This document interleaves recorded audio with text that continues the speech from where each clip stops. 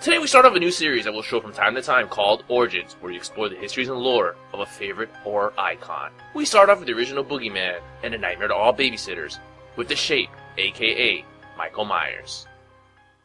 In 1976, after viewing John Carpenter's Assault on Precinct 13, film producers Erwin Yablin and the great Mustafa Akkad knew they had the right director in mind to film a new horror movie about a psychotic killer that would stalk babysitters. At the time, the movie was called The Babysit Murders, until they realized that nobody had ever used the holiday Halloween in a movie title.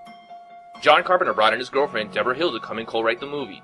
Good friend and editor Tommy Lee Wallace came up with the idea of using a Captain Kirk mask for the babysit killer. By making the eyes bigger and spray painting the whole mask white, the mask of The Shape is born. Now to the story. It all started on the night of Halloween, 1963, in a small town of Haddonfield, Illinois. On Halloween night, a 6-year-old Michael Myers murders his older sister. 15 years later, he escapes from Smith's Grove Sanitarium, returns to his hometown, and begins stalking high school student Laurie Strode and her friends. While Michael's psychiatrist Dr. Sam Loomis follows to try to prevent him from killing.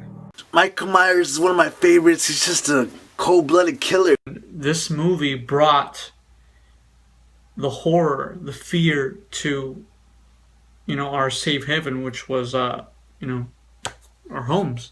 When the movie hit theaters in 1978, Halloween on a $3,000 budget would be a huge success in the box office, grossing over $70 million. The movie and the mask icon would become an inspiration, what is to follow in the 80s with the big boom of the slasher genre.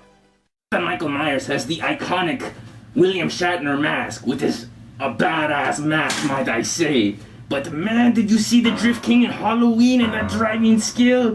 Man, he has 0 traffic citations. I checked the goddamn Hatton police records. He is badass. Oh man.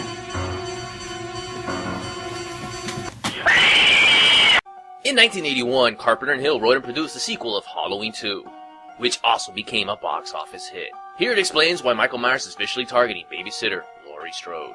As it turns out, Laurie Strode is Michael Myers' baby sister. My guess, and this is just my opinion, I think through the eyes of Michael Myers, Laurie Strode looks a lot like his older sister, Judith, which is what sets off his anger. Direct sequel to John Carpenter's Halloween, immediately picking up where it had left off, set on the same night of October 31st, 1978. Michael Myers continues to stalk Laurie Strode to a nearby hospital, while Dr. Sam Loomis is still in pursuit of the Shape. It's funny, he just walks, and then he's able to catch you no matter what, so he's like, I don't know, I think he teleports. I like all the originals. There was a couple of movies I didn't like. I actually enjoyed Rob Zombie's version of it.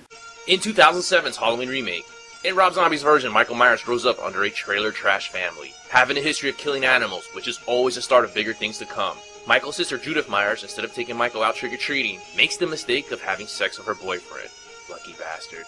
But of course, with no candy, that's gonna lead a homicidal maniac like Michael Myers to go and butcher up his family. Now the real question is, why did Michael Myers kill his sister Judith Myers?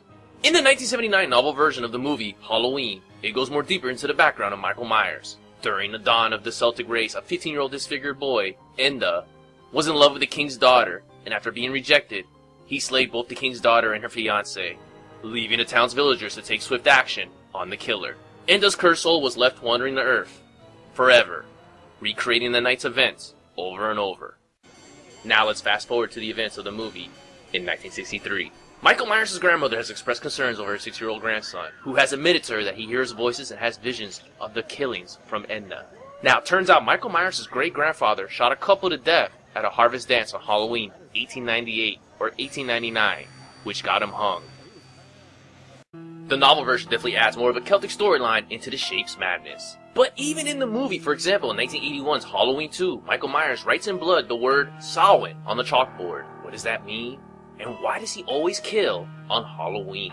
The Celtic holiday Samhain seems to be the hidden answer.